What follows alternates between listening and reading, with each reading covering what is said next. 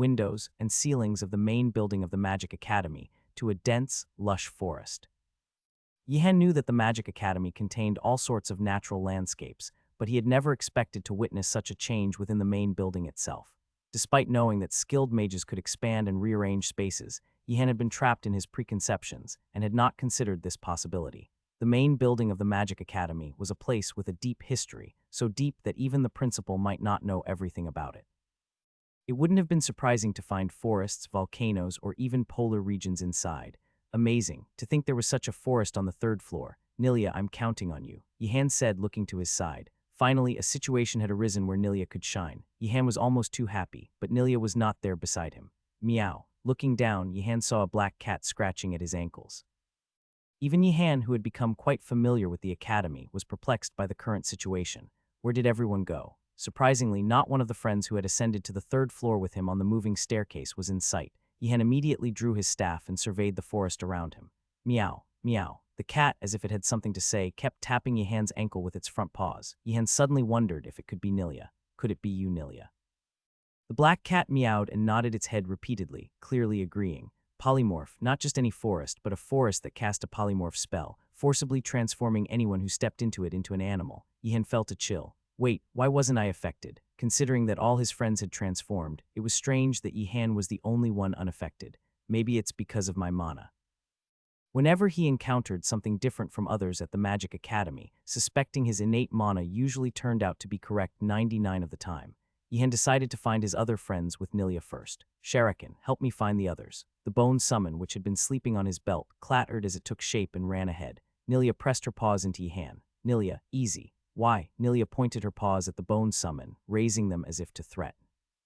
You think the others will get scared and run away when they see the bone summon? Nilia nodded. Yihan fell into thought for a moment. We need to catch them before they see it and run away. Nilia was so dumbfounded that she was at a loss for words. Fortunately, the other friends were quickly found. A bat perched on a branch flew hurriedly towards Yihan. When it saw him, Yihan thought it might be Ratford, and a bushy red fox, probably Yaner, followed the bone summon. Where did Gaynando go? The other friends responded with various animal cries. Yihan nodded his head. It's better to just think on my own. It turned out that getting answers from his friends wasn't always helpful. Sharakan, the incomplete bone summon, sniffed around and persistently led Yihan. Walking through the verdant forest path, they arrived at a large clearing. Having met a tree spirit in a forest inside a mountain range before, Yihan speculated that there might be a tree spirit in this clearing as well. Seems like a spirit might be needed to maintain and inhabit such a forest within the academy. However, Yihan's prediction was off the mark. At the center of the clearing was a mouse. Clatter, clatter, the bone summoned Sharakan lowered its stance, sending a wary gaze toward the mouse.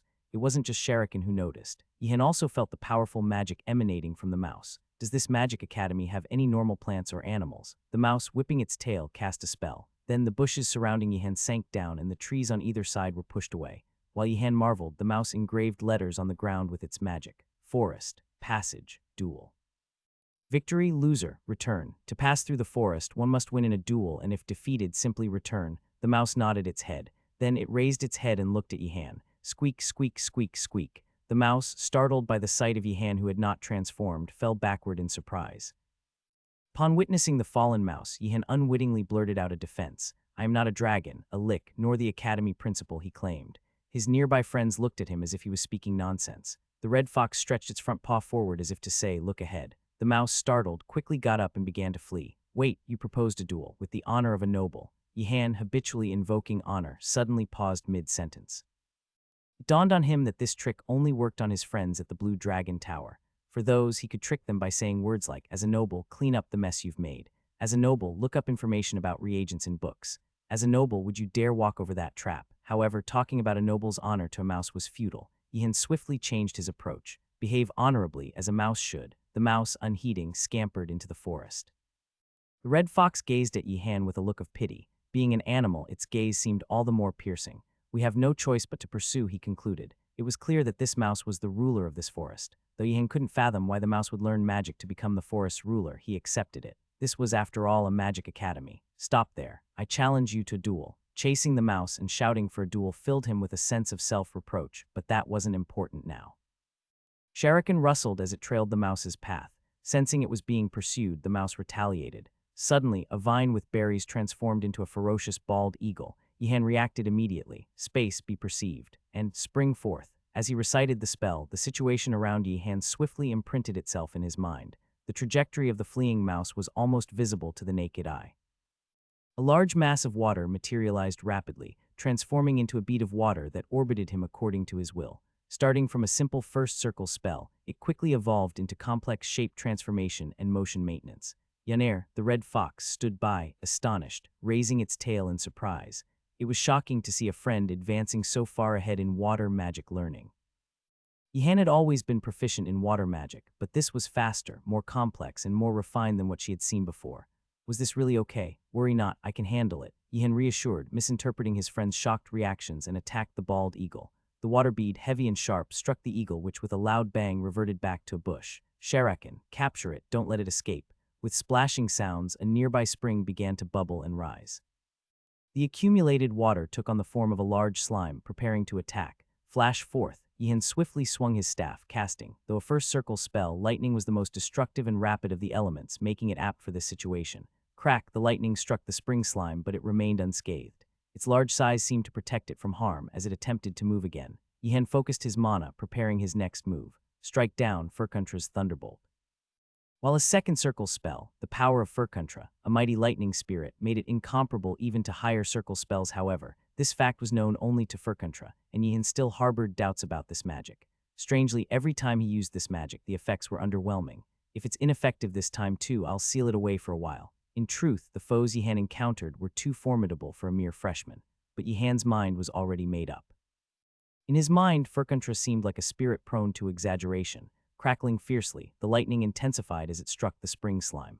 The slime violently thrashed, part of it evaporating to the point of reducing its size. Yet the spring slime stood its ground. Furkuntra, Yihan cursed the absent spirit and drew out the morning star. Nilia, in a panic, tried to stop Yihan with a mewling sound. It's already down. The spring slime was clearly defeated due to the powerful magic. Its motionlessness was proof enough. Its continued standing was merely a residual effect of the magic, keeping the water from the spring in shape. But Nilia's cries fell on deaf ears. Yihan slashed the down spring slime with the morning star. Only then did the water lose its form and scatter. It seems I've been tricked by the spirit, Yihan exclaimed.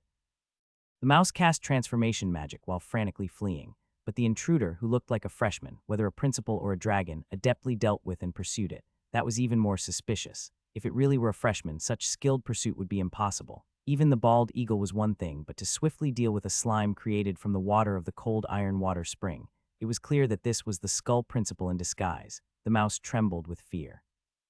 Whether a monster, demon, angel, or spirit, the professors of this magic academy seldom paid attention to those who set up nests in corners, but occasionally if someone irked a professor, they would personally come to remove them. This was evidently one of those times. The mouse couldn't understand. What had it done to upset the skull principle? It had merely set up a forest in a corridor corner and played with freshmen.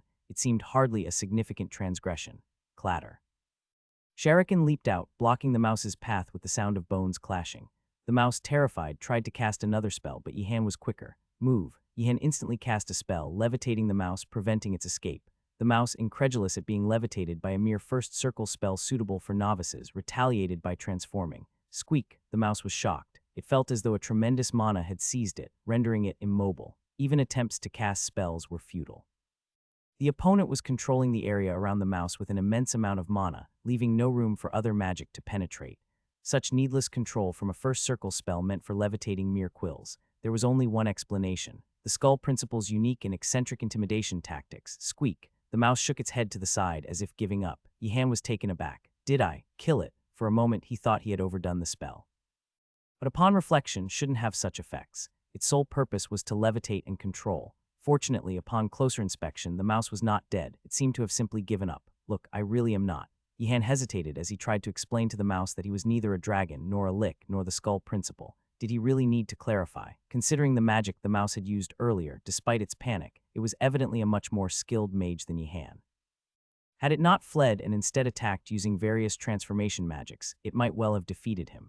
Moreover, if the misunderstanding was cleared, wouldn't the mouse feel compelled to attack Yihan fiercely, out of indignation for having fled? But what if the mouse continued to believe Yihan was the skull principle? Wouldn't that allow me to quickly escape the forest? It wasn't the first time he had done something like this. Hadn't he previously evaded the warehouse keeper's eye underground by imitating the skull principle? His friends looked at him quizzically. Is he pondering how to persuade the mouse? Yes, I am indeed the principal. Squeak. The mouse, which had been cautiously peeking at Yihan with one eye, now tightly shut both eyes and lay back, as if expecting this. Yihan felt the stares of his friends, who had transformed into animals, but he ignored them, however, out of mercy. If you let me and these friends of mine leave, I'll overlook making you one of my undead minions. Yihan spoke in as ominous a tone as he could muster. He wasn't exactly sure what undead minions were, but he said whatever came to mind. The mouse nodded its head fervently, as if a gust of wind had been created. Squeak, squeak, squeak. It seemed desperate to get rid of the supposed skull principal, frantically indicating the direction. Yihan and his friends followed the forest path. Soon they began to see the familiar corridors of the academy in the distance. Ah, wait. Yihan and his friends paused as they were about to leave. The mouse looked at Yihan with shocked eyes. Could it be? No, there's one more person. Just a moment. He had forgotten about Gaynando.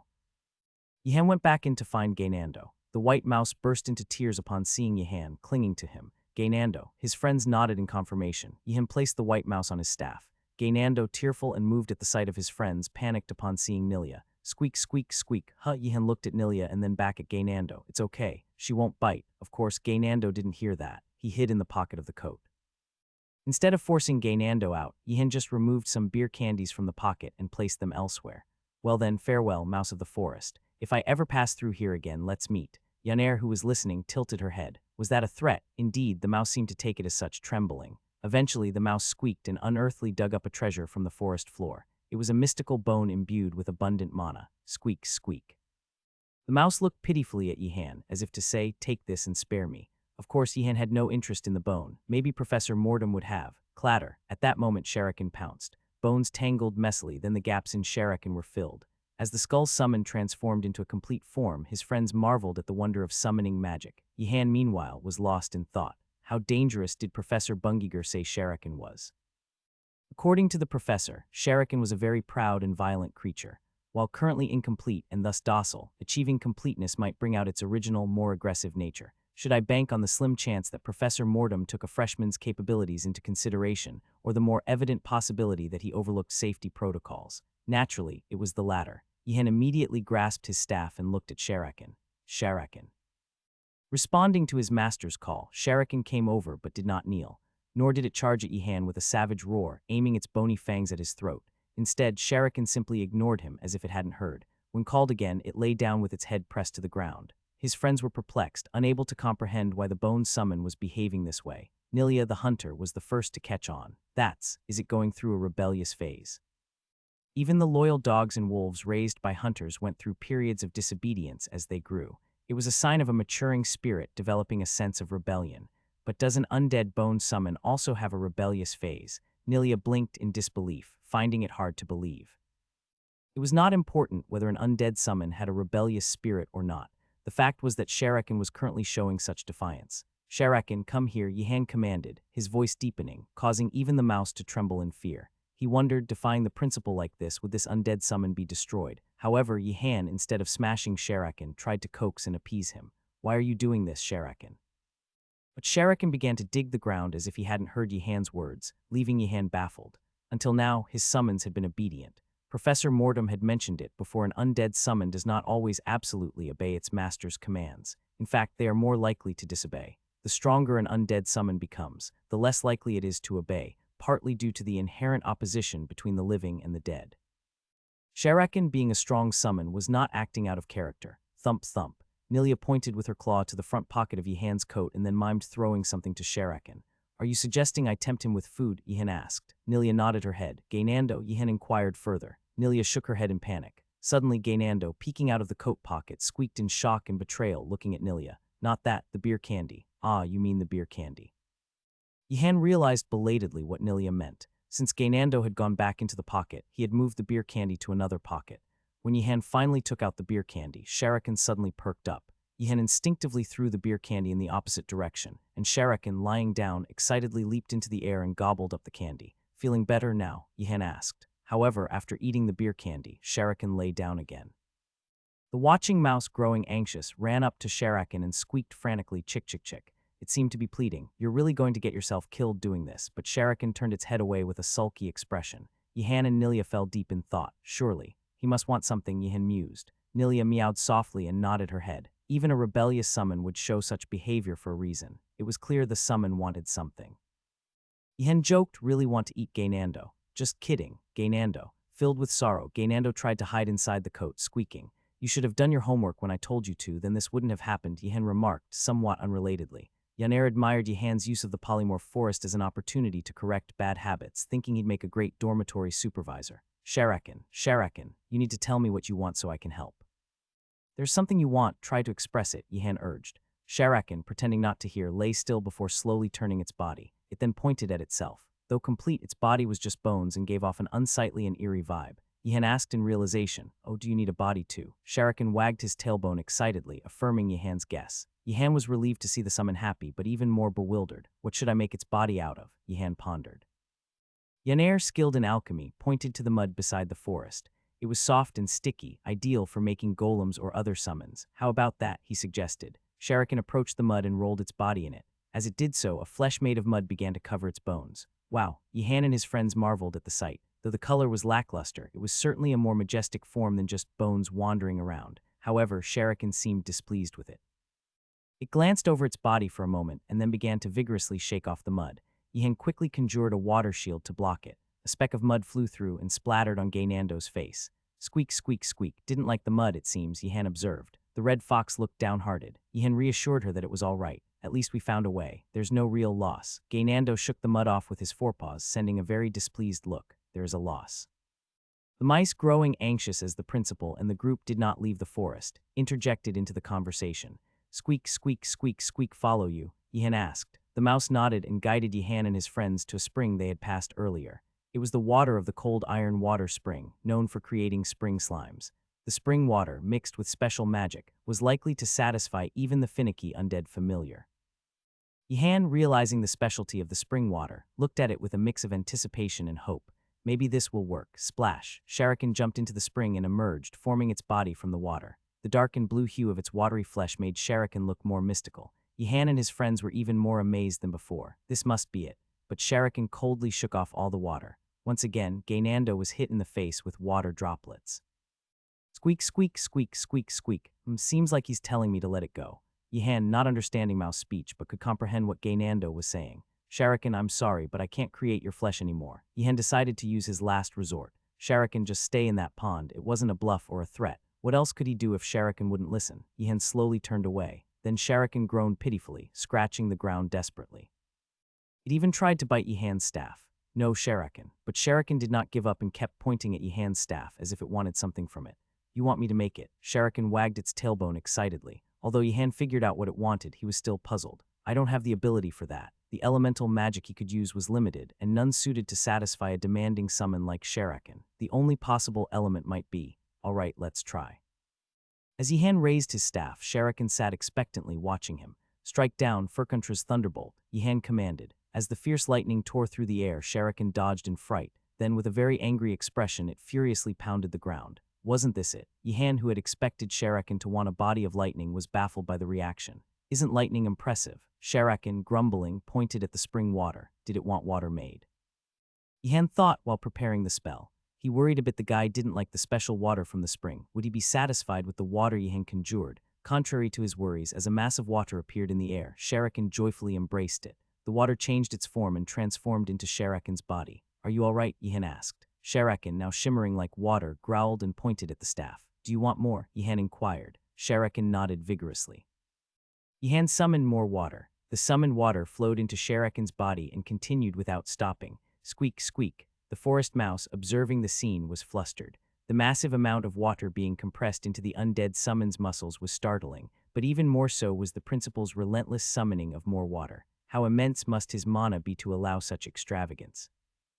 It was indeed a strange experience, Yihen reflected. Silence filled the air as Yihen and his friends, looking utterly drained, returned to the tower at midnight. Gainando seemed to be rubbing his face as if he still felt mouse whiskers on it. We didn't reach the stable, only completed Sharakin. Due to wandering too much in the polymorph forest, Yihen had no choice but to return after breaking through the forest. The lack of progress was disappointing, but with a test looming the next day, pushing further seemed unwise. Growl, what? Sharakin lunged at Gainando. As the large blue summon rushed at him, Gainando dodged in fright. Why are you doing this? Is it because I teased you with food? I'll give it to you. Yihen wondered, did you tease it in the meantime? as Sherikan toppled Gainando and climbed on top of him. Other students from the Blue Dragon Tower in the lounge looked on in fascination. Is that the bone-made summon? How did it complete it? It looks much better than before. Want to try this? His friends tossed food to Sherikan, who sat atop Gainando. Delighted, Sherikan snapped up the food and wagged its tail. Let me go, Gainando pleaded. Growl, ah no, you don't have to let me go. As Sherikan showed anger, Gainando quickly backed down. However, Sherikan was not actually angry with Gainando. Bark, bark, what?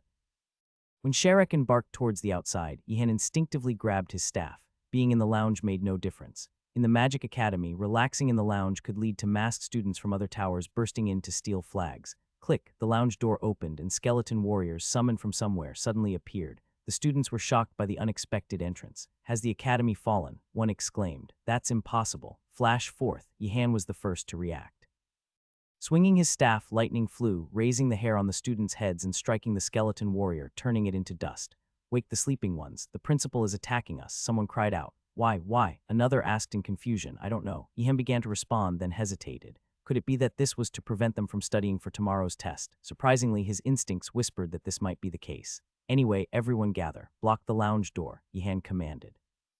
All right, got it, the students responded. Ihan launched water beads in succession, pushing back the skeleton warriors.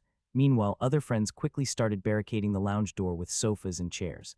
Asan, checking the windows, cried out in alarm. The undead are surrounding the tower with torches. This is madness, Ihan thought. Bark, bark, Ihan stroked Sherikan. If it weren't for Sherikan, he would have been attacked before he could even grab his staff. Sherikan, wait, and if anyone comes in, chase them out. Everyone help with the barricade. The princess, with her disheveled hair, swung her staff. Mud began to layer over the barricade, binding it firmly. Yaner handed out the potions she had prepared to her friends. Gainando quickly cleared away any snacks that fell to the floor. Thud, thud, thud. Other friends who had been sleeping came down, and the barricade in front of the lounge was finally completed, but the sounds from outside did not stop. The rhythmic knocking sent shivers down the students' spines. What in the world? Someone muttered. Open the door, you ironheads, a voice from outside demanded. Silence fell. The students of the Blue Dragon Tower, hearing the voice from outside, grimly piled up the barricade even higher. Why won't you open the door? Why? When the students offered no response, the voice grew more agitated. The students of the Blue Dragon Tower retorted sharply, enough of this. Why are you behaving like this? Such quick-witted rascals. The Skull Principal lamented in a distant voice, causing the students guarding the door to grit their teeth in frustration. This is going too far. The thought of what might have happened if they had opened the door trusting only the principal's status was too dreadful to imagine. If you want to give a test, just do it. Why are you causing such a disturbance? What are you talking about? Though they confronted the Skull Principal, his response was unexpected. What? Was he trying to disrupt their study for the test? Is this a test? The students glared at the invisible Skull Principal outside the door. Such absurdity, indeed. After all, solving problems in a classroom isn't the only form of a test, mused Ihan, nodding as if he understood. It made sense now why the Skull Principal had chosen such an annoying method if this itself was the test. Of course, one could question what this had to do with the course, but that wasn't important. After all, it was a lecture that sent them to an island full of traps. Wardenaz, you shouldn't just accept it. Don't be swayed by such nonsensical sophistry. It's not that I'm swayed. Principal, Yihan called out to the Skull Principal. Ah, this irritating voice is Wardenaz. Why are you calling me? Is it all right for you to do this when we have another test tomorrow? Of course, because my class is more important than those of other professors. I made a mistake. He's crazier than I thought. Bringing up the names of other professors was a failed attempt. The Skull Principal was more insane than anticipated, but no need to worry too much, because the other dormitories are experiencing the same thing. Oh, what do you mean, oh, is this the time to be happy? Yet despite their protests, some faces of the Blue Dragon Tower students brightened. Wow, we're all in the same boat. I'll clear it up in the morning if you make it to morning, that is. The Skull Principal spoke as if bestowing a favor. Enraged, Yaner raised her fist, about to make a gesture, but Yihan shook his head, stopping her. We might be watched from outside. Oops, Yihan rechecked the interior of the lounge. The barricades, reinforced several times, were still sturdy. We can hold out for another hour or two. Yihan was far from complacent, even in the apparent safety. Given the opponent's twisted intentions, it was unlikely that he would attack only from the front. Sherikan. Check the other directions, not just the main entrance of the lounge. A deep sky blue leopard growled softly and moved towards the other side of the tower. Hardly had he spoken when Sherikan began tapping on the wall, a signal that undead were approaching. Staircase windows. The undead are climbing up towards the staircase windows. Are you kidding me? The students cursed at this news. As they hurried towards the windows, Yihan stopped them. No need to panic. It's not that situation yet. I'll give the instructions. In such critical situations, it was common for people to argue over who was right. However, in the Blue Dragon Tower, such disagreements were non-existent.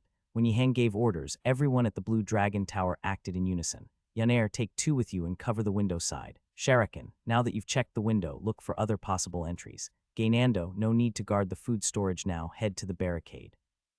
I'll have to eliminate that guy first next time. The Skull Principal, surveying each dormitory from his workshop, licked his lips at the situation in the Blue Dragon Tower. That boy from the Wardenaz family was exceptionally talented. Normally, a flock led by a lion would triumph over a flock led by a sheep.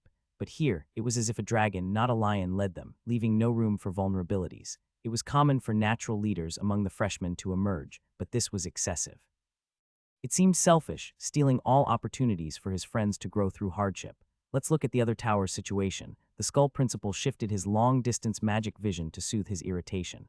As expected, the other towers were in utter chaos due to the surprise attack. Skeleton warriors entered through the lounge doors, dragging out students. The Skull Principal nodded in satisfaction. Then he sent a voice message to the students of the Black Turtle Tower, barricaded behind the door.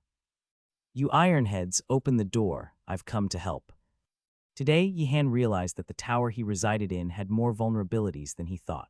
Students screamed at the sight of skeleton warriors crawling through unexpected passages like windows near stairs and chimneys, a real lesson in practical education. Normally, the tower's magic should have repelled such intruders, but it was clear that the Skull Principal had personally breached the defenses. Isn't that cheating? KRRRRRRRR. Nevertheless, the students of the Blue Dragon Tower were handling the situation relatively well. Unlike other towers, they quickly counterattacked upon the surprise assault and then shut the door. Moreover, Sharakan was pulling the weight of several people. Crouching, it would bark and rush toward a direction, indicating the appearance of an undead. Flash forth, Yihan's lightning struck an undead climbing through a window, eliciting cheers from the Blue Dragon Tower students. Though all the students had been learning magic gradually since their arrival, the magic displayed by the boy from the Wardenaz family was always on another level. He continued to cast spells without showing any signs of fatigue, and he was even controlling a separate summon. Nebrin of the Kurak family couldn't help but express his admiration. Though loyal to the princess and convinced of her superiority, Nebrin was always thrilled by Wardenaz's abilities. The reputation of the Empire's greatest family of mages was no empty title. Really amazing. Ah, sorry, princess. The princess raised her eyebrows in puzzlement as Nebrin apologized. Well, it's true that Wardenaz is impressive, but I still believe you are more exceptional. Magic isn't all about the amount of power. Of course, Wardenaz is quite skilled in cooking and has a good reputation, but as the conversation turned to cooking, the princess nodded. Nebrin, flustered, added, I mean, if you were to cook, princess, I'm sure you'd do even better. The princess shook her head. Really? Well, he does cook very well. What are you two doing? Gainando, struggling and grunting as he carried a chair, suddenly shouted out in exasperation. Why are you lazing around? They're resting to recover their mana after using magic just now. Rest while working. You may have depleted your mana, but you still have physical strength. Gainando, watch out in front. Gainando, who was carrying the chair, suddenly realized that the noise from the lounge's main entrance was growing louder and now included creaking sounds. Bang! The persistent pounding of the skeleton warriors, like water droplets breaking a rock, finally shattered the lounge's main door and split the barricade. Skeleton warriors that sprung through the gap instantly seized Gainando. Gainando, leave him be. Gainando is wrong. While his friends said so, Yihan drew his Morning Star sword and charged in. The nearest 3 skeleton warriors were cleanly sliced and tumbled away. Yihan grabbed Gainando's ankle, which was being dragged away, and pulled him back forcefully. Although a few tufts of hair were pulled out, Gainando was safely rescued. The prince, his face pale with shock, exclaimed, "These insane undead creatures. Isn't the principal going too far? Why are you surprised now? Gainando, fall back, and everyone be careful at the entrance. Don't approach." Yihan warned his friends and then swung his sword.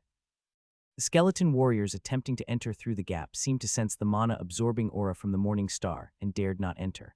Rattle, rattle, rattle. The skeleton warriors outside the barricade made a noisy ruckus. Asan asked in a bewildered voice, "Why are they suddenly acting like that? Maybe they're angry because the mage is swinging a mana-absorbing sword." Yaner's offhand response seemed quite plausible.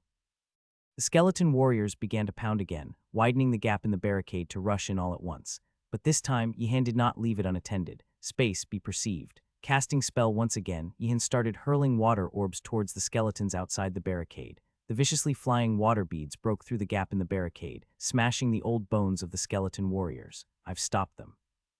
Just as Yihan was certain of this, a new group emerged from the darkness of the night in the distance. Could it be? No, it's not undead, it's help us. The newcomers were students from the immortal Phoenix. Seeing skeleton warriors swarming and chasing behind the students, it was clear what the situation was. They must have escaped after their lounge was breached. What do we do? Warden as. It might be dangerous to accept them. Considering the undead following them, there's a 90 chance. Let's accept them. His friends who were arguing against it suddenly felt ashamed at Yihan's immediate and decisive response. To show such fear of the undead was one thing, but to exhibit this kind of attitude was another. Warden as, I misspoke. I've tarnished the name of my family and dishonored it. I'm sorry. I'll go out and bring them in too. Warden as, let's go together. Yihan was taken aback by his friends who suddenly began to reflect on their own accord. What are these guys talking about? Yihan's reason for agreeing to help was singular. Who else but the Skull Principal could have sent those students here? And considering the nature of the Skull Principal, not accepting those students would have likely led to him accusing them of undermining the essence of the class. Even minor faults must be guarded against. The Ironheads of the immortal Phoenix have escaped and run away. The Skull Principal, who was resting, reopened his vision upon receiving reports from his summoned creatures. Indeed, the immortal Phoenix students were frantically piercing through the darkness of the night, fleeing. Under normal circumstances, this would have been a moment for mirthful laughter, but they're running to the Blue Dragon Tower. What luck, of all places. They're heading to the one that's defending itself the best right now. The Skull Principal grumbled and sent out a fervent wish. Don't accept them, don't accept them, don't accept them. However, Yihan, crushing the Skull Principal's expectations, dashed out with his friends through the barricade to rescue the students of the immortal Phoenix. The Skull Principal, bursting with indignation, exclaimed, such a selfish brat, such a selfish brat. The other summoned creatures in the workshop, sensing the mood of the Skull Principal, bowed their heads. Summoned creatures did not particularly perceive the young warden as selfish. However, they knew all too well that voicing such an opinion when their master was in a foul mood could result in 100 years of menial tasks, waiting for an intruder who would never come, in the 17th basement floor of the Magic Academy's main building. Reluctantly, the summons could only express agreement. Indeed, he is selfish. He has stolen the learning opportunity from other students, master. Such a wicked boy. Despite their flattery, the Skull Principal's anger seemed unabated. He grumbled, puzzled by the boy's actions, for he had not taught him to be this way. The principal noticed a striking resemblance between the young Wardenaz and his own younger self, clever, gutsy, and adept at concealing his true intentions to get what he wanted. Yet, why was he helping students from other towers? It was a habit the principal found utterly incomprehensible. While the Skull Principal was busy making unflattering comparisons, Yihan the young mage was fully focused. Battling the undead in the dark depths was an experience he questioned the necessity of for a freshman at the Magic Academy. He wasn't an adventurer or mercenary after all. However, the students on the scene had no time for such contemplations. As the light from other students' magic began to fade, Yihan swiftly cast his own light spell. Asan, alarmed, cried out.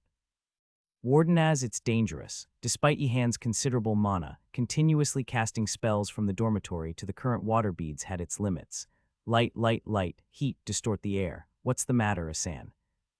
Nothing, Asan thought highly of his friend, even as he swung his staff. Yihan's spell created heat-laden illusions, conjuring mirage-like doubles around them. The skeleton warriors were baffled, unable to distinguish the real from the illusion. This way, the immortal Phoenix students felt a thrill at the sight of Yihan, glowing in the darkness, reminiscent of a saint. Mr. Wardenaz, run, Mr. Wardenaz. Run, I said. Mr. Wardenaz is truly. Thwack. Yihan struck a priest's back with his staff. Run, you fool, do you want to get hit? Sorry. A priest student, mesmerized by the halo in the darkness, regained his senses only after being struck. He's not a saint, he's Wardenaz. Run inside, to the barricade. Yihan used the remaining water beads to topple the pursuing skeleton warriors. This will work. Seeing the disarray among the undead, Yihan felt confident they could evacuate the priest safely. But then Asan stumbled. Yihan, sensing the magic disturbance, realized what had happened. A curse spell. Asan struggled, his left leg paralyzed. Cramps. Wardenaz, what do we do? I'll take Asan. Go inside. Yihan lifted Asan onto his shoulder. Despite the pain and the paralysis curse, Asan was moved to tears. Wardenaz. In such a situation, finding a friend who would not abandon but care for him was rare. Wardenaz was indeed a noble friend. Whoosh, another curse spell flew towards them. Yihan quickly positioned Asan in front to shield himself. Cough, Wardenaz, ha. Asan knew all too well that carrying him, Yihan wouldn't be able to react swiftly. But the moment he became a shield and took the tickling curse, he couldn't help but laugh uncontrollably. Why you? Ha. Sorry, Asan. Flash forth. Yihan's spell erupted, and a bolt of lightning shot toward the skeleton sorcerer. The sorcerer, taken aback, creaked in alarm, but fortunately other warriors were there to protect it. Bang! The skeleton warriors, sensing danger, shielded the sorcerer with their bodies, blocking the attack with their bones. Damn, it was difficult to target a sorcerer protected by warriors, a lesson Yihan was learning the hard way. Rattle. This time, the skeleton warriors rushed at Yihan, not to bring him down, but to prevent him from dodging while their sorcerer cast another spell. Swoosh. Just like before, a curse spell exploded towards Yihan along with a wave of magic. The skeleton warriors, thinking Yihan would fall, were pleased. Thump, these annoying creatures. However, instead of collapsing paralyzed, Yihan energetically finished off the skeleton warriors. Surprisingly, the direct curse had no effect on him. His overwhelming mana rendered him immune to such mundane curses. Magic missile, burn, Wardenaz, we've come to help. The skeleton sorcerer wasn't the only one with friends. The exhausted students of the immortal Phoenix had entered the barricade, creating a chance for other friends to rush out and aid Yihan. Fist-sized spheres of mana shot out, and flames erupted over the skeletons. Among them, one immortal Phoenix student stood out in Yihan's eyes, fighting admirably. Fire, shoot forth. The student's skill with the second circle spell clearly indicated a talent for fire magic, a fire spirit mixed blood. Perhaps a descendant of someone who had made a pact with a fire spirit, the immortal Phoenix priest's hair and eyes flickered with small flames. Already mastering second circle fire magic. Ha ha ha, good shot. Ha ha ha, I'm envious. Still laughing from the curse, Asan was puzzled by Yihan's words. Why would you, Wardenaz, envy that? It was incomprehensible to Asan that Yihan, who used much more powerful spells, would envy a simple fire spell. I should be thanking you. With your help, we took down the sorcerer. Yihan reached out to shake hands with the priest. Before the priest could withdraw his hand, Yihan had already grasped it. It was only then that Yihan realized the hand he was holding was ablaze. Dangerous, but it seems not. Startled at first, Yihan breathed a sigh of relief. Fortunately, the flame did not harm his hand. It seems to be just a harmless flame on the surface. Oh no, but Yihan hastily withdrew his hand, only then feeling a bit of heat. What's this? The other's flame wasn't safe after all. Yihan had been unconsciously expelling mana from his palm to resist the flame. Had he not instinctively protected himself as he had when he embraced a burning puppy and rolled around, the outcome might have been different. Are you sure you're all right? If you're hurt. I'm fine. Sorry for acting rashly. There's nothing to be sorry about. The priest introduced himself. He was Nijaiser, a priest of the Afar Order, a flame-worshipping order, just as Yihan had suspected, a priest with blood mixed from an ancestor's pact with a fire spirit. Yihan highly regarded the departing figure of the priest. In a world where there were many ungrateful people, even after receiving help, Nijaiser's politeness was exceptional. A good person indeed. Are you talking about Nisiger? He seemed like a good person. Yihan, who met Priestess Tidgeling inside the barricade, told her the story of Nijaiser, his help with the flame magic and not forgetting the favor. Could it be that all priests are such good people? It might be best to keep your distance from him. Yihan was startled by Tidgeling's response. Tidgeling was known as one of the kindest priestesses in the immortal Phoenix. Such a priestess speaking like this was surprising. Did Priest Nijaiser cause any trouble in the tower? No, not that. Priestess Siana, distributing recovery potions to the weary, approached Yihan with delight. Mr. Yihan of the Wardenaz family, a discerning and understanding alchemist. Priestess Siana of the Flame Order, a shining talent in alchemy. Your skills always amaze me. Tidgeling looked on in disbelief at their mutual compliments, as extravagant as those at an imperial social gathering. Curious, Yihan asked. By the way, Priestess Siana, did Nijaiser ever cause any trouble in the tower? No such incident, I see. I received Nijaiser's help earlier. He fought well and seemed reliable. Yes, but it might be best to keep your distance. Both responding this way, Yihan was perplexed. Tidgeling probably won't speak ill of others. Yihan decided to probe Siana for more information. The most skilled alchemistja, undead are fleeing. The dawn is breaking. The dawn is breaking. Far away, with the break of dawn, skeleton warriors were seen fleeing beyond the barricade. Students from all towers felt a sudden emotional surge. Everyone fought bravely. You too. Students hugged, shook hands, and praised each other everywhere. They had fought as comrades in this ruthless magic academy. Overwhelmed with emotion, Gaynando burst out of the barricade, eager to shout his feelings. We've won. Wait a moment. Yihan grabbed the back of Gaynando's neck. Sharakan, go ahead and leave first. Sharakan barked once and then dashed out beyond the barricade. Upon this, the skeleton warriors who were hiding right up against the barricade, cursing, fled in terror. The students trembled at the sight. To have dug such a trap until the very end. How utterly filthy and despicable. That's utterly filthy and despicable, the Skull Principal muttered with a sneer. That guy was incredibly sly to an astonishing degree. Next time he would have to set a trap separately. The sun was rising unkindly. The Skull Principal sighed and delivered his verdict, perfect score. Yihan bowed deeply as the representative at the front. Then he thought to himself, indeed, helping the students of the Immortal Phoenix made a big difference. I can't understand why that guy would help the others as well, not just secure a perfect score for himself. Is he trying to provoke me on purpose? Such audacity. The teacher and the student ended the test warmly, each with their own thoughts.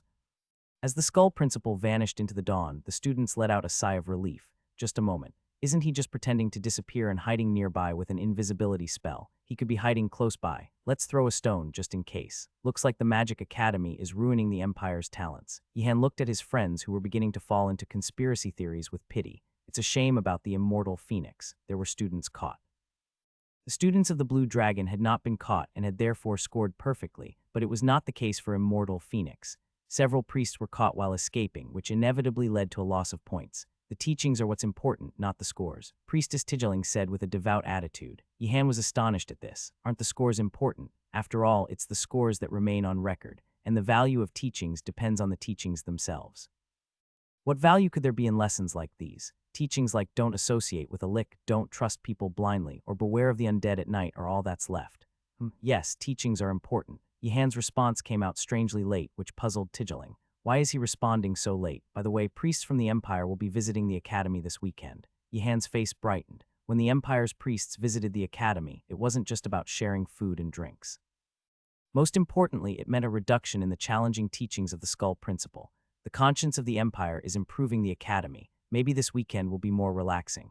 Additionally, Yihan, who had decided to join as many orders as he could, not just the Prasinga order, was thinking of looking for a new order during their visit. Considering this, Yihan grumbled internally. Look at the Macon family. Complaining is pointless. I'll make my own path. Even if his family didn't help, Yihan would follow his own path. Yihan looked at Priestess Tigeling. Intimidated by his charismatic gaze, Tigeling became slightly tense. Do you have something to say? Priestess Tigeling, you seem to have lost weight since I last saw you. That's not true. It hasn't even been a day. It's impossible for me to have lost weight. You should eat something more now that you're at the Blue Dragon Tower. And even if she didn't eat well, it was impossible for someone to lose weight in less than a day. Come on, let's go sit down. It's a sin for a priest serving Prasinga to indulge in luxurious meals. I see, but if you don't eat, I'll make Gaynando fast with you. Gaynando, who was clearing the barricade nearby, looked at Yihan in shock. Why am I involved? Priestess. I get hungry if I miss even a single meal. Tigeling had no choice but to sit down obediently.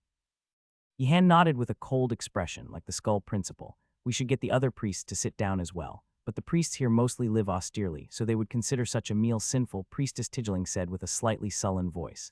Are you saying this because of how I threatened Gaynando, Priestess Tigeling? No, that's not it. Though she denied it, it didn't quite seem true. Gaynando, looking puzzled, said, but our meal is actually quite modest.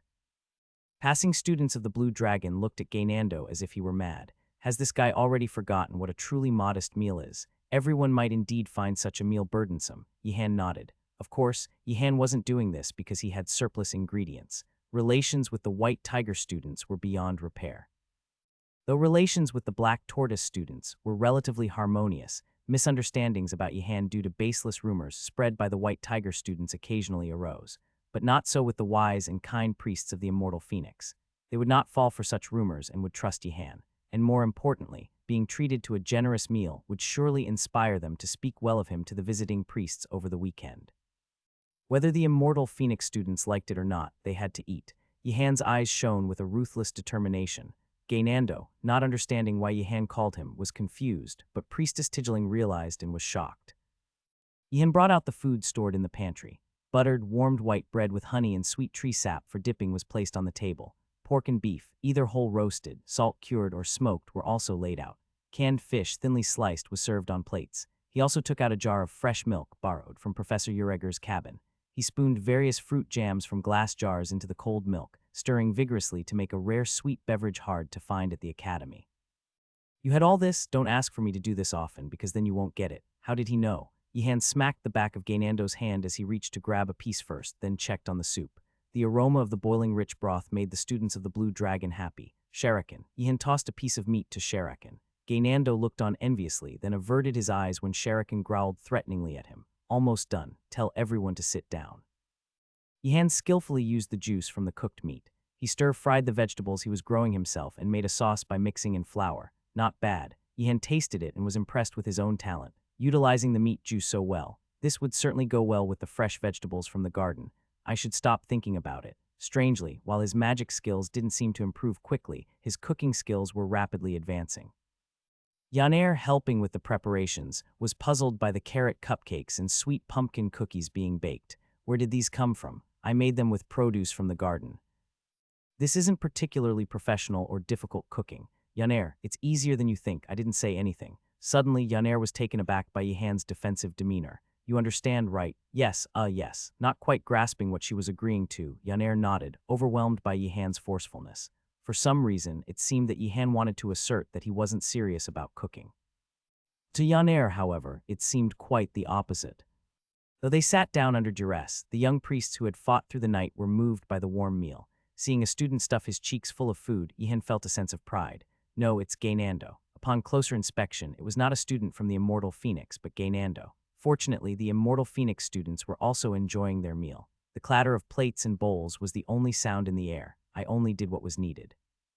Internally, Yihan hoped they would speak well of him to the visiting priests over the weekend, but he did not show it. Instead, he nodded with the dignity befitting a noble. The young priests were deeply impressed by his demeanor. The priests of the order will be visiting the academy this weekend, and I would like to tell them about what Mr. Yihan of the Wardenaz family has done. Well, I won't stop you if you do, but as the other hesitated, Yihan was puzzled. Why? Could it be that the Wardenaz family is blacklisted? Given what the head of the family had said about the Empire's religious orders, it wouldn't be surprising if they disliked the Wardenaz family. Then the priest might want to personally thank Mr. Yihan of the Wardenaz family, but I was worried you might be too busy. It's the weekend, after all. I'm not busy at all. In fact, I often have too much free time on the weekends. Is that so? The young priests of the Immortal Phoenix were taken aback by Yihan's words. To them, he seemed extremely busy, yet the sincerity in his face made it seem like he wasn't joking or lying. Maybe, he must really be that free. Dark magic. At Professor Garcia's question, Yihan raised his hand. Summoning magic, he raised his hand again for the next question. Illusion magic. Again, Yihan raised his hand. He then caught the eyes of the Immortal Phoenix students sitting nearby.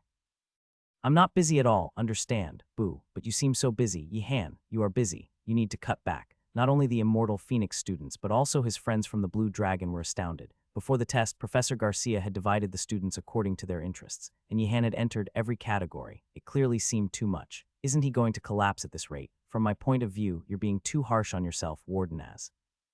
Even I think it's a bit much. Students from the Black Tortoise and White Tiger joined in the concern. However, Yihan remained unfazed. I still have room to spare. Yihan, you really need to cut back. Professor Garcia approached, speaking with a worried tone. Like the old saying that the most beautiful singing bird dies the fastest, a genius with exceptional talent must be wary of being consumed by it. I'm giving this advice based on personal experience, Yihan. Exploring every field of magic is a natural destiny for an ambitious young mage with talent and aspiration, but every word in that sentence seems to oppose me. It's really hard. Did you, Professor, also learn various types of magic at the same time like Yihan? I did once. Then maybe Yihan can do it too. Well, yes, but Professor Garcia found herself at a loss for words at Gaynando's pointed remark. Oh, is that so? Reflecting on his own arduous journey, he had thought he should dissuade the student from walking the same path, but then he wondered if he had the right to do so, especially for a naturally talented mage like Yihan. Still, back in my time, there wasn't someone like Professor Bagrak. No, never mind, it's nothing. Professor Garcia hastily stopped herself, not wanting to speak ill of another professor in front of the students. However, Yihan instantly understood what Professor Garcia was about to say. Well, Yihan might be better off than I was. Yes, I won't say any more. With a gesture as if to encourage, Professor Garcia clenched her fist, shook it, and then walked away. Yihan watched her go, feeling an inexplicable sense of unease, as if he had just missed a final opportunity. One by one, stepped forward. As the test began, Professor Garcia called the students to the front one at a time. Then she recited the incantation. The soft curtain of stars obscures the view. In an instant, mana intricately wove through the air, interlacing like warp and weft in complexity beyond the freshman's comprehension. The transformation occurred in the blink of an eye. As the curtain unfolded, the students seated could not make out Professor Garcia, though they tried. They knew she was there, yet it felt as if their brains refused to acknowledge the information. Can you all see? No, yes. Expecting unanimous blindness, the students hesitated upon hearing a contrary response. Likewise, Yihan, who had given the opposite answer, also hesitated. He had thought everyone else could see. Can't you see? Yihan's question perplexed his friends. Can't see it. Is it only visible to the smart ones? Then why can't I see it? Gaynando, stop talking nonsense. Above the murmurs of the students of the Blue Dragon, Professor Garcia's calm voice resonated. You're Yihan, right? Yes. Yihan, feeling guilty without having done anything wrong, wondered if it was due to his mana. Typically, when an issue arose at the Magic Academy, it was often related to Yihan's mana. And indeed, it was the case this time. Your mana allowed you to resist. Greater mana naturally increases resistance to other magics. Of course, this is generally speaking. A slight increase in mana doesn't dramatically boost resistance. The difference is almost imperceptible. But there are exceptions, and the boy standing before Professor Garcia was one. So what should be done? Just turn around and don't look this way. That simple, huh? Yihan was relieved. He had feared that the professor would cast a weakening curse or force him to drink a potion. I thought the professor would cast a curse on me. You thought the professor was like the principal. Hearing his peers' whispers, Yihan realized he wasn't the only one who had thought so. The students called forward performed magic as instructed by Professor Garcia. Oh, burn like my soul. Reciting such a lengthy incantation for the same spell is not a good habit. You need to improve your focus to conjure it under any circumstances, or you'll struggle with higher-level magic. Burn. Even if it works normally, in such tense situations, magic often fails. It's best to practice a lot and get used to it. It was Yihan's turn. To ease his nerves, Professor Garcia kindly smiled and said, Yihan, don't use the fire element. Show me water. Yihan conjured a mass of water. His speed was incomparable to the other students, yet Professor Garcia showed no surprise. Give it a shape. Yihan compressed the water mass into a sphere. Shape change. The compressed sphere morphed into a shield. The shield began to orbit steadily around Yihan in a stable trajectory. Professor Garcia nodded in approval. What could one say to a student already mastering magic beyond their grade level? Perfect. Full marks. Yihan, your talent is. Don't rush to surpass it too soon. You understand what I'm trying to say, of course. Yihan wanted to clarify. He really had no intention of getting ahead. It was just that the Magic Academy kept pushing him. I have no intention of rushing ahead, Professor. Professor Garcia stared intently at Yihan's resolute face, then sighed. Well, even if you say so now, you're the kind of student who wouldn't hesitate to leap forward if given the chance, Yihan. Perhaps it's the tragedy of innate talent. Yihan felt unjustly accused. Why would he misunderstand like that? Why do you think so? Professor Ingerdal mentioned that you tried to manipulate multiple water beads. Yihan was at a loss for words, not expecting such a response. Professor Ingerdal, had he been spreading rumors? Of course, objectively, Professor Ingerdal hadn't done anything wrong. His student had faced off against the Knight of the White Wood Knight Order and even emerged victorious. Any reasonable mentor would talk about it. It would be strange not to. But to Yihan, that wasn't important. He grumbled inwardly. There was a compelling reason for. Exactly. Even when you try to stay still, a compelling reason may force a naturally talented mage to move forward. Yihan wondered if they were speaking different languages. Why did it feel like their conversation was going in circles even when they were face to face? But don't push yourself too hard. Those were Professor Garcia's final words. Of course, he knew that geniuses brimming with talent would seize any opportunity to leap forward, but even if his words had no effect, repeating them was a teacher's duty. Of course, Professor. Yihan pondered deeply on how to respond so that Professor Garcia would believe his sincerity as he returned to his seat. Now let's move on to dark magic. Yihan, getting up again, Yihan thought as he walked forward. My words might seem a bit unbelievable. Dark magic. Now I'll summon an undead and you try casting a curse. Yes, cast the curse, dodge the curse. Well done, we'll need a skeletal hand. Summon it. Yes, appear skeletal hand. Perfect. But Yihan, that wasn't a command for you. It was for the undead I summoned. Summoning magic. This time you summoned just one quill correctly. Were you showing off to your friends by summoning a lot last time? No, then why? A mistake, you say. Why would you, Yihan, make such a beginner's mistake? Professor, I am a first-year student. Ah, sorry about that. Illusion magic. Now try casting an illusion. Heat, distort the air. Yihan, that's not a spell we learned in class. It's even a second circle spell. Disappear illusion. Should I give you full marks twice? After completing all the exams, Yihan returned to his seat with a sigh. Despite scoring full marks in everything, the weight of Professor Garcia's misunderstanding still burdened his heart.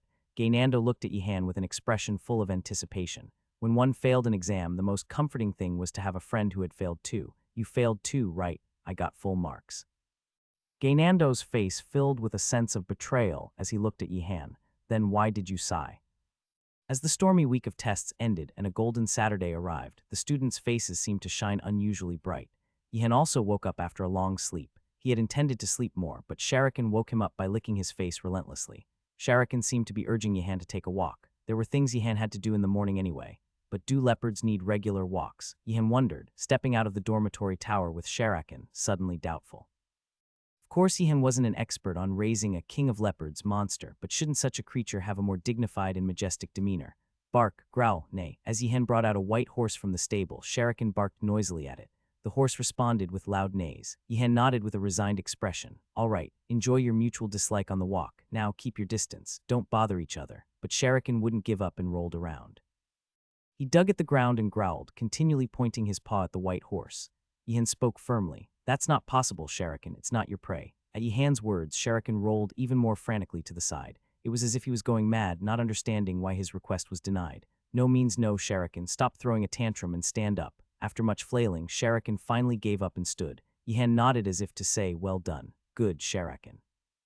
I'll give you something to eat when we get back. Grrrrrrrr. Nay, as Sharakan growled softly, the white horse nodded as well. It seemed as if they understood each other's plight. Animals are really hard to understand. Yihan thought to himself, watching the two animals. No matter how much he learned, they remained enigmatic beings. Professor, good morning. Spotting Professor Bungiger from afar, Yihan bowed his head. Wearing a leather jacket, Professor Bungiger looked appreciatively at Yihan, who was taking care of the animals early in the morning. He then looked at Sharakan and back at Yihan. Isn't that undead hound a bit too ferocious? What is that? Ah, you remember the monster I asked about before, Sharakan. Right, Professor Bungiger nodded, recalling their previous conversation. She had kindly explained that taming monsters was difficult, and the more ferocious and powerful the monster, the harder it was. Controlling such a monster as an undead was even more dangerous, as it could turn on a dark mage at any moment. This is it. Are you rebelling against me? Have I been so harsh to you? Professor Bungiger asked in astonishment. There were many easier ways to seek death in the Magic Academy than taming such a monster. Other than rebellion, there was no reason to control such a dangerous undead summon. No, it was given to me by Professor Mortem. Oh, do you think it's okay? No, I think he's crazy. Still, Professor Mortem must have done some magic processing on it. It doesn't attack me. It's gentle and loyal. Yihan found himself unwittingly defending Professor Mortem. Professor Bungiger approached Sharakan, who growled lowly and threateningly as if on guard. Narrowing her eyes, Professor Bungiger scrutinized Sharakan. If Professor Mortem had applied additional magic to control the temperament while creating the undead familiar, there should have been signs of it. Not really, pardon. There's no magic processing to make it gentle or loyal. Unconsciously, Yihan stepped back, putting distance between himself and Sharakan. Sharakan barked, looking hurt. Then, is it waiting for an opportunity like Nifrg? This time, the white horse neighed in protest, to question its loyalty. Everything about the story was wrong. Professor Bungiger was incredulous, just a loyal beast. Ah, is that so? Yihan looked at Sharakan again. Sharakan wagged its tail happily. Come here, Sharakan, I am actually trusting you. Sharakan rushed towards him, barking joyfully. Yihan stroked Sharakan, thinking he should give it the sausage he planned to give to Gaynando later. Professor Bungiger looked at this scene with disdain, but the fact that no special magic treatment was done means. Either the madmen know Professor Mortem hadn't cast any special magic, and yet this undead summon was showing such loyalty, or it was one of two things. Either Sharakan was unusually fond of people, the likelihood was as much as Ganidalt's becoming kind and compassionate, or Yihan's presence was simply too overpowering. Beasts like Sharakan were sensitive to hierarchy. It made sense for such a creature to show loyalty to a master like Yihan, who exuded tremendous mana. Other mages had to use all sorts of magic, arcane knowledge, and tricks to tame such beasts, but Yihan did it effortlessly. And most baffling of all, the person himself was unaware of it. If Professor Bungiger's friends, who were well-versed in monster and beast taming, were here, they would have discussed this event for hours. Good job, Sharakan, I trusted you. Though those who really trusted wouldn't say such words, Sharakan seemed pleased nonetheless. Professor Bungiger, struck by a thought, asked, wait. Why do you trust Sharakan but not that white horse? Yihan looked at Professor Bungiger as if he was asking something obvious. Well, Sharakan has always been loyal, whereas that Nifrg has been kicking and biting me. For Yihan, trusting Nifrg was difficult. The creature that caused so much trouble suddenly becoming docile was suspicious. Moreover, Nifrg was among the most intelligent and cunning horses in the stable. Whether it was fed a potion, enchanted, or had a lineage mixed with other monsters, it seemed several times smarter than other horses. Such a sudden change in behavior was even more suspicious. Hui-hing, Nifrg protested desperately, pawing the ground with its hooves. Of course, a horse suddenly behaving like that was suspicious, but griffins were creatures like that. If someone they didn't recognize as their master tried to ride them, they would never accept it, but once they recognized a master, they would show loyalty-proud magical creatures. But being mistaken for a horse and misunderstood, Nifrg was frustrated to death. See, that's exactly what I mean. Hui-hing. Nifrg, giving up on convincing Yihan, wailed crazily at Professor Bungiger. Its message was clear. Remove the magic. Professor Bungiger avoided Nifrg's gaze. It can't be.